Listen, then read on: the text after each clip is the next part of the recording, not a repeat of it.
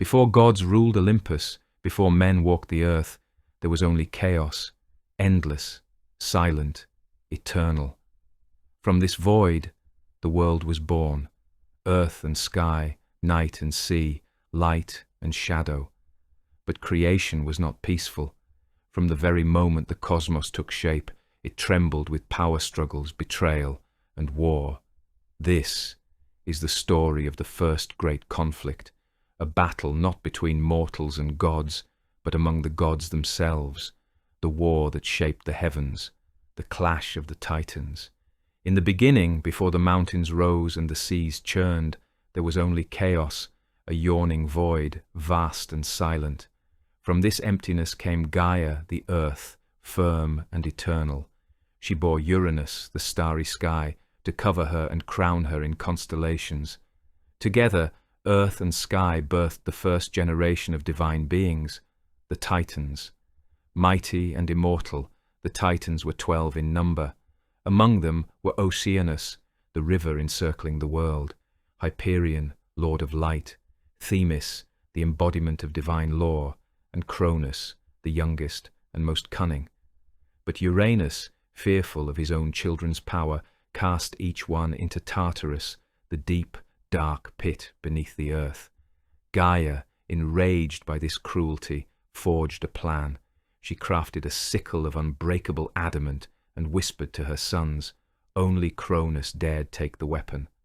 One night, as Uranus descended to embrace Gaia, Cronus struck. With the sickle, he severed his father's rule, quite literally, and cast the remnants into the sea. From the blood of Uranus came monstrous children, the Furies, the Giants, and the Meliae, nymphs of ash trees, and from the sea foam, stirred by the fall, arose Aphrodite, goddess of love. Now ruler of the cosmos, Cronus took his sister Rhea as queen, but power had made him paranoid. A prophecy warned that one of his own children would overthrow him, just as he had overthrown his father. So Cronus devoured each child Rhea bore, Hestia, Demeter, Hera, Hades, and Poseidon, swallowed whole, their cries silenced in his vast belly. But when the 6th child was born, Rhea could bear no more. She hid the infant Zeus in a cave on the island of Crete, and in his place she wrapped a stone in swaddling cloth. Cronus, unsuspecting, swallowed it. Zeus grew in secret, nourished by nymphs and guarded by warriors who clashed their shields to drown out his infant cries. When he came of age, he sought his destiny. With the help of Metis, the goddess of wisdom, Zeus tricked Cronus into drinking a potion that made him vomit. One by one, Zeus's siblings emerged, unharmed and full of fury. The war for the cosmos had begun. Thus erupted the Titanomachy, the clash of the Titans. For 10 years, the Olympians, led by Zeus, fought the Titans, who were commanded by Cronus from Mount Othrys. Lightning scorched the sky, mountains were shattered, and the earth trembled with every clash. But the war hung in balance until Gaia, once more the mother of change, advised Zeus to seek aid from the imprisoned beings Cronus had long forgotten, the monstrous 100-handed Hecatonchires and the one-eyed Cyclopes. Descending into Tartarus, Zeus freed them. Grateful, the Cyclopes gifted the gods powerful weapons, for Zeus, the thunderbolt, for Hades, a helm of darkness, and for Poseidon, the trident that would shake the seas. With their might, the tide turned. Zeus hurled thunderbolts that split the heavens. Hades crept beneath the earth, striking terror unseen. Poseidon smashed the Titans with waves taller than mountains, and the Hecatonchires, with 50 arms each, rained down stones like storms. At last, the Titans fell.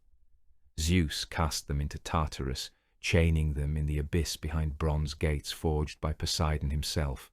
There they would remain, guarded by the Hecatonchires, so that no rebellion would rise again. But even in victory, the cosmos was far from calm.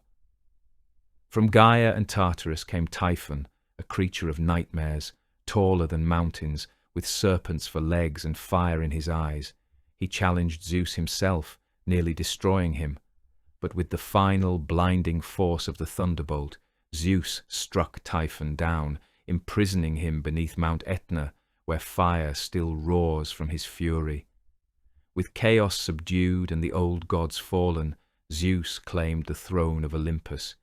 He divided the world with his brothers, Poseidon ruling the sea, Hades the underworld, and Zeus the sky, king of gods and men.